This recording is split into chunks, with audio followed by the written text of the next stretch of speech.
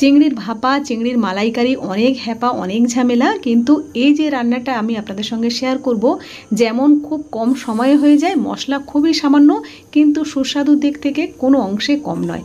আসুন দেখে নেওয়া যাক। চিংড়িটা কাটা দেখিয়ে দিলাম, তারপরে রসুন আর শুকনো লঙ্কা এভাবে তেলের উপরে ভেজে নিয়ে খুব হালকাভাবে চিংড়িটা ভাজতে হবে। চিংড়ি কোনো সময় খুব কড়া করে ভাজবেন না, তাহলে শক্ত হয়ে যাবে। তারপরে লঙ্কার গুঁড়ো আর লবণ দিয়ে দেব, আর সর্ষের তেলের পরিমাণটা কিন্তু একটু বেশি পরিমাণেই দিতে হবে। দিয়ে তারপরে এইভাবে ভাজা হয়ে গেলে এর মধ্যে দিয়ে দেব জল। জলের পরিমাণ খুব বেশি দিতে যাবেন না, অল্প একটু জল দিতে হবে চিংড়ি বুঝে। তারপরে একেবারে একটু ফুটিয়ে নিয়ে কাঁচা সর্ষের তেল আর কাঁচা লঙ্কা দিয়ে নামিয়ে নিন।